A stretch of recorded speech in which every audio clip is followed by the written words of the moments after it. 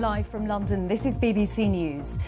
European and Asian financial markets surge after Donald Trump pauses higher tariffs on most countries. The UK's FTSE 100 is already up 6%, while Japan's Nikkei index closes 9% higher. Well, I thought that people were jumping a little bit out of line. They were getting yippy, you know? They were getting a little bit yippy, a little bit afraid, unlike these champions, because we have a big job to do. No other president would have done what I did. China says it's not afraid of provocations as US tariffs on Chinese imports rise to 125%. China increases its levies to 84%. Parents need more help to manage their children's screen time. A leading child protection advocate warns. And the Pope wishes King Charles and Queen Camilla a happy wedding anniversary as they meet at the Vatican.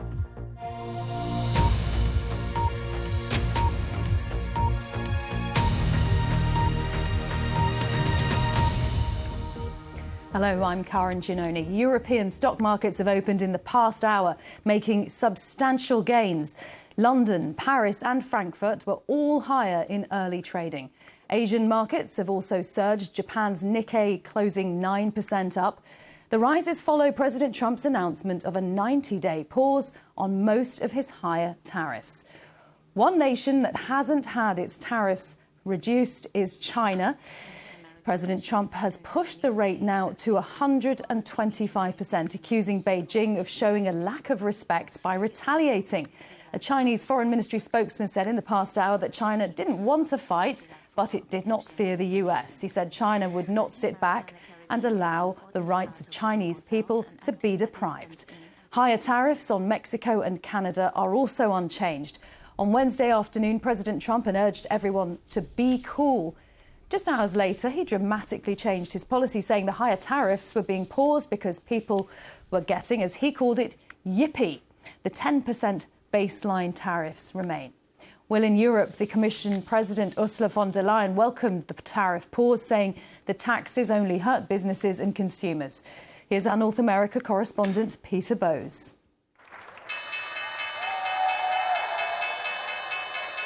Unthinkable at the start of the week, but Wall Street had something to celebrate at last night's closing bell. It was all smiles and cheers as the financial markets soared. Stock prices jumped with one of the biggest one-day gains in history as soon as Donald Trump revealed a 90-day pause.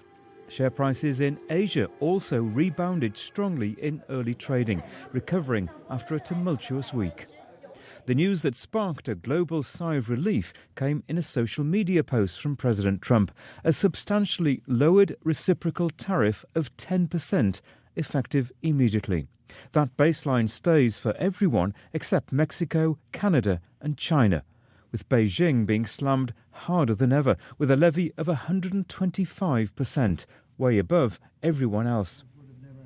The president said he'd been thinking about his new plan for a few days and had noticed people were getting a little queasy. It was written from the heart. It was written as something that I think was very positive for the world and for us.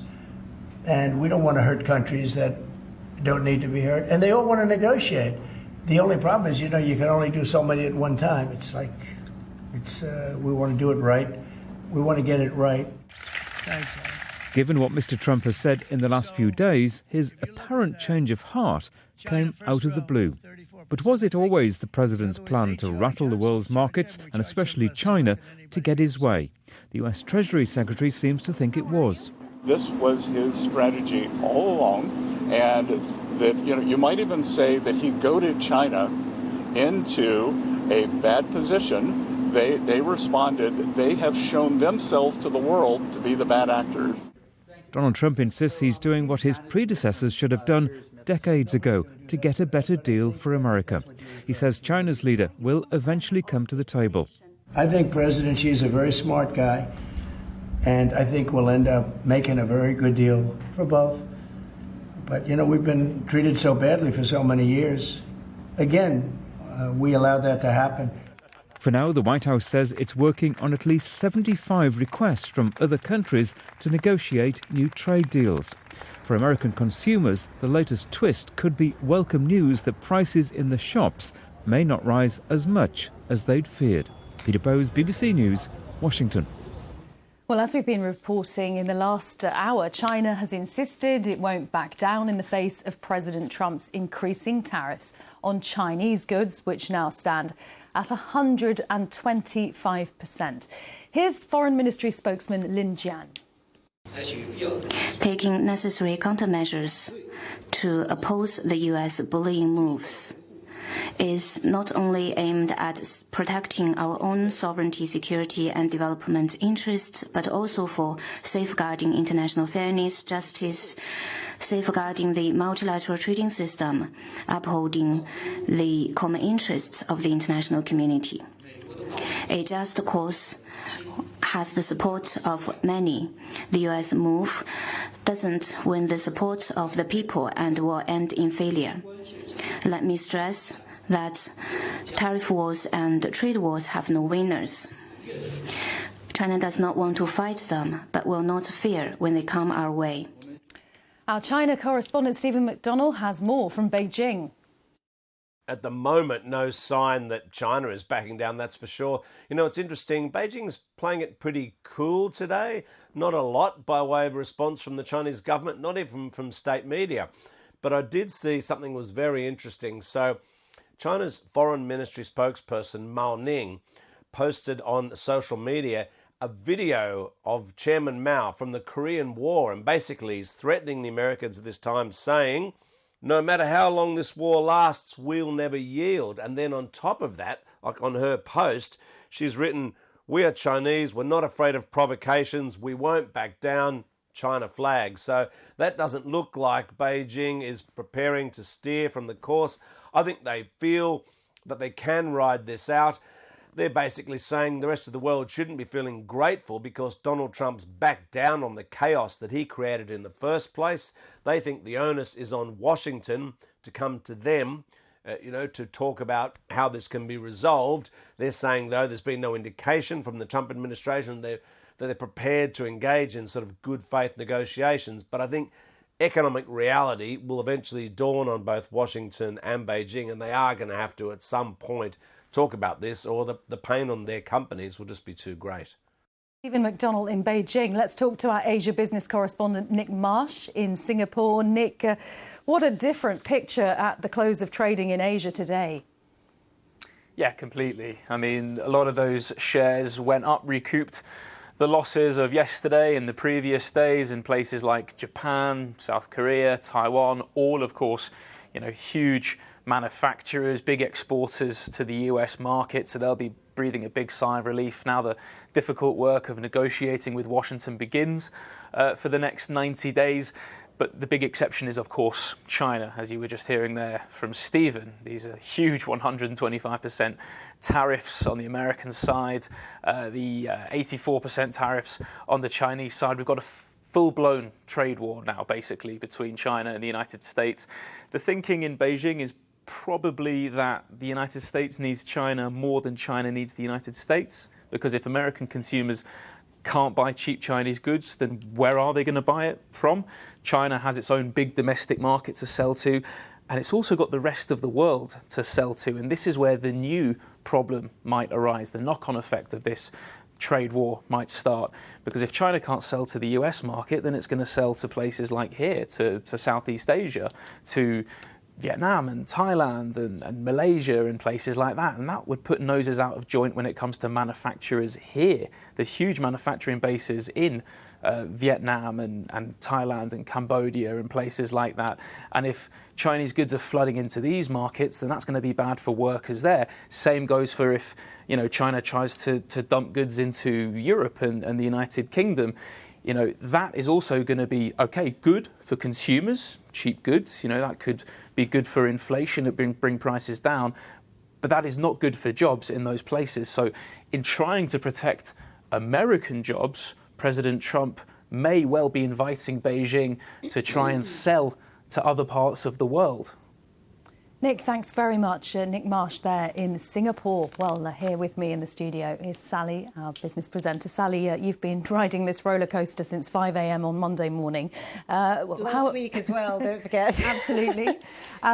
Just tell us where things are with the European markets, looking so much more positive. Yes, today, so currently we've got the FTSE up around 4% higher. In Germany, looking at 6.5% higher. In France, around 6%. So this is a rally across Europe, similar to that was seen in Asia. And of course, for Wall Street, there was a massive spike in share trading immediately after President Trump announced that he'd be pausing reciprocal tariffs for all countries apart from China for 90 days. And immediately on Wall Street, we saw this enormous reaction, buying and a big spike in share trading. So the main market in the US, the S&P 500 was up sharply, as was the NASDAQ. So that's what we're seeing in Europe as well today. And that was the rally that we expected, because, of course, for European economies, they were looking at 20% tariffs that were added yesterday. So the huge relief that there's a pause on that. But it means across Europe now, including the UK, that baseline tariff of 10% on all goods going to the US is still in place. Now, the UK government has been talking on the BBC about what is its strategy to deal with what's happening. Yeah, the Home Secretary, Yvette Cooper, has been talking to our colleagues on Radio 4 this morning. And when she was grilled about the UK government's reaction to what's been happening in the last sort of 48 hours, she said that the UK government's position remains the same. It's keeping a steady approach and it's negotiating to the benefit of the UK. So the Trade Secretary is looking to get into negotiations with the US as soon as possible. Of course, everybody wants to be in the queue and on the phone and getting a deal done before the 90-day pause comes to an end. She did make the point as well that's interesting, that in the midst of all this turmoil that's going on and trade wars, as it were, that actually it underlines how good a place Britain is, a place to do business and to do trade. And she noted that, of course, the announcement yesterday of the Universal Studios investment on the part of Comcast in Bedfordshire that would create thousands of jobs, a huge boost to the UK economy. And that was her example of the UK trying to do all it can to benefit from the current challenges. Sally, thank you very much. Well, let's talk to Kelvin Lam, who's Senior China Economist at Pantheon Macroeconomics. Kelvin, thank you for talking to us. Are you surprised to be where we are this Thursday morning? Well, I think it's the development has been more severe than I expected. But I guess I think everyone's waiting for the next step, what Xi is going to do. I think both sides are trying to find a ramp off at the moment. But I think to answer that, I think we should understand the personality of President Xi or any CCP leaders in general, that the leader cannot lose face. He cannot show weakness, and he has to be right all the time. So it's unlikely that he will back down on his retaliation. Also, we have to understand China in a historical context as well. That, you know, the country went through the so-called 100 years of humiliation, the Opium Wars, etc. And they waited to prepare 200 years to rejuvenate the nation. In fact, that is, you know, President Xi's ultimate goal, to achieve that before 2050. So the tit for tat that we've seen so far isn't just about the business propositions, which was the governing philosophy of Trump. It's also about politics, of course, you know, and also the personality and historical baggage. So when you say that the leader of the Communist Party cannot be seen to back down, does that mean Donald Trump is right when he says China wants to make a deal, they just don't know how to go about it?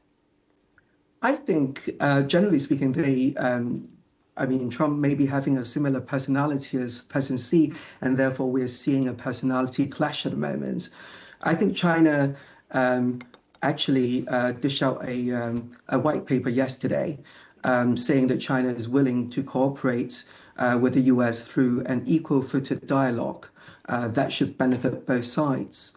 So, you know, you may see China may not back down in a public display, but you never know, right? You know, negotiations could happen behind the scene, countries trading with each other, core national interests, you know, such as TikTok, Taiwan even, or maybe the help with Ukraine, etc. At the moment, though, we have this situation where the tariffs imposed by each country on the other are astronomical. Who, at this point, comes off worst? Who, in this battle of titans, stands to be hurt the hardest? First, I think it's still a developing situation. And also, trade war is no good for the welfare for either countries. So everyone will be worse off as a result. At this moment in time, by judging of the tariff, there seems to be a embargo of trades from one another. I think 125%, 150%, 200% even. It's just a number game. So now I think the US pulls its reciprocal tariff, but leaving 10% in place. The inflationary impact on the US could be less than when the tariff is in full force. So consumer in the US might not see the expected level of high imported prices yet. But for China, the trade war will just add to the economy that's already slowing down. Manufacturing jobs will get slashed because there's less demand, or manufacturers finding difficult to divert its goods to somewhere else, which doesn't bode well for consumer ultimately. Kelvin, thank you very much. Kelvin Lam, Senior China Economist at Pantheon Macroeconomics. Who knows where things will be when we next talk. Thank you. Yeah, thank you so much. Thank you. Around the world and across the UK, this is BBC News.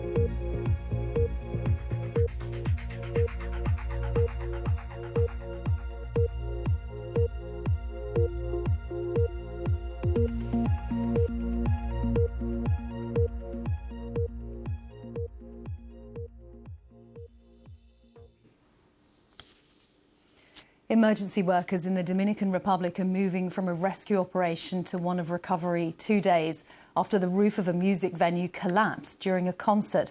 184 bodies have been recovered from the ruins of the Jet Set Club. Will Grant reports from Santo Domingo. Inside the Jet Set nightclub, as a night of music and dance turned to tragedy in an instant. The performer that night, Ruby Perez, was among the victims. In the aftermath, the extent of the damage became clear, with scores of people trapped beneath the rubble. Every few minutes, another stretcher was brought out, a blanket covering the victim. But one man did make it out alive, bolstering hopes of more survivors. Outside, relatives wait anxiously for updates. Among them, Shailene Peña, whose father Maximo is still inside, as well as her stepmother and aunt. The wait, she says, is unbearable. I want to go in there, get rid of all the rocks. As much as I want to, I can't. So I really just have to sit it out and wait. This is now the worst accident of its kind in modern Dominican history.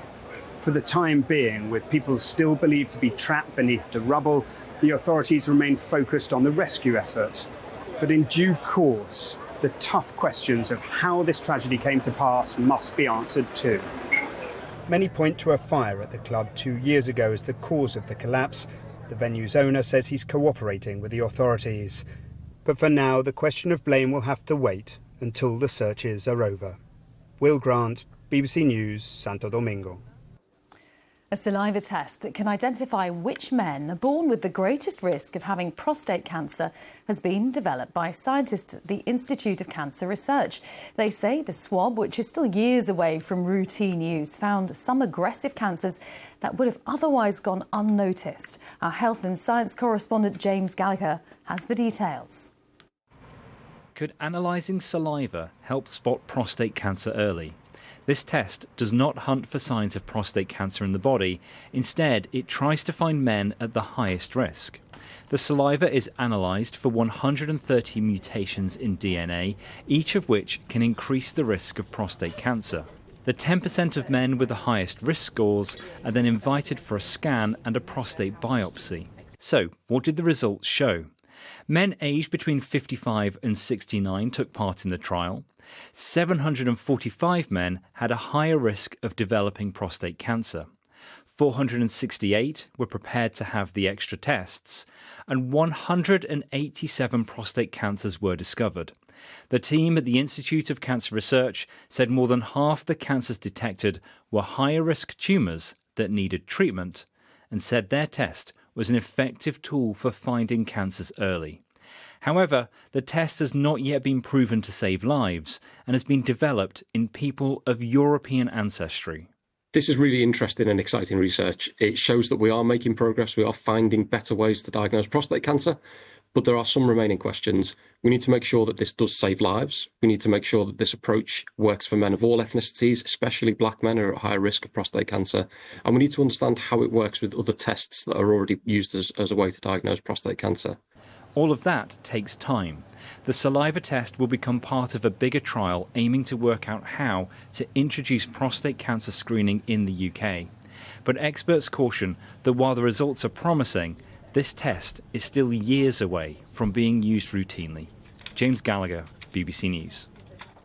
Ministers will meet British Steel's Chinese owners this morning as talks to rescue the firm's Scunthorpe blast furnaces continue.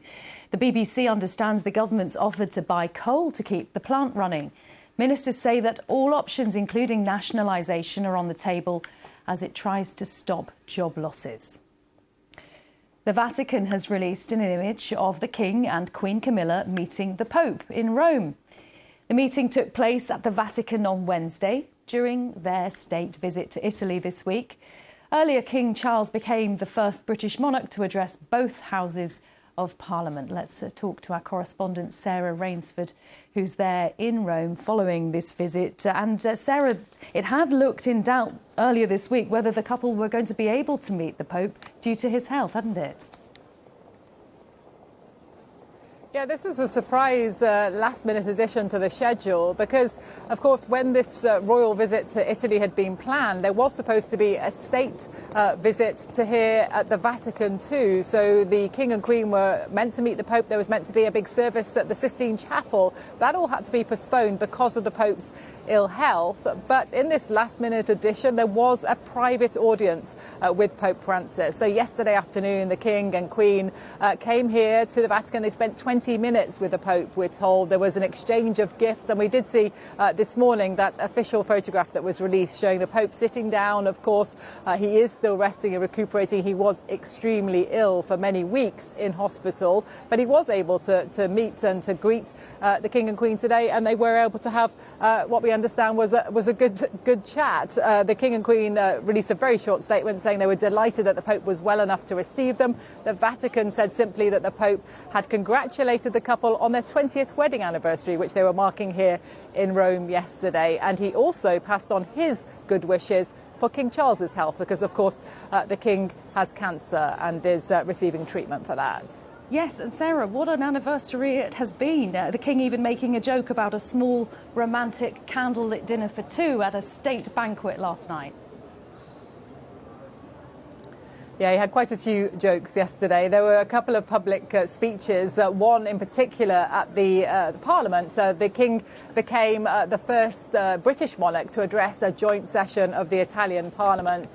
He made one joke about his Italian. He spoke in Italian for some of the speech. He said he hoped he wasn't massacring the Italian language and that he would still be invited back. But he said that Italy had a very fond place in his heart. He spoke of his great affection for the country and also, of course, of the historic and deep ties between the UK and Italy, which is what this state visit was all about, underscoring a diplomatic visit as well as a personal and private one for King Charles and Camilla spending their wedding anniversary here. I thought his Italian was quite impressive. Sarah, thank you very much. Sarah Rainsford there, following the royal visit in Rome, that state visit to Italy. Now, here in the UK, Royal Mail has unveiled a new digital solar-powered postbox able to accept small parcels. A pilot scheme will see 5 pillar boxes trialled in Hertfordshire and Cambridgeshire in what the company is describing as the biggest design change in more than 175 years. They feature an extra-large hatch for parcels and an inbuilt scanner for customers to use. The Los Angeles basketball star LeBron James has made history off the court, becoming the first professional male athlete to be made as a Ken doll. The makers of the Barbie doll, Mattel, have announced the release of the doll in the likeness of the most successful basketball player of his generation. It stands an inch taller than standard Ken dolls to reflect his height. Just to remind you, we have all the latest developments on the markets on our live page, telling us about what has happened overnight in Asia. Those Asian markets closing sharply up, but it's looking like a similar picture on the European markets as well. I'll be back in a few minutes' time from me, Karen Giannoni. Goodbye.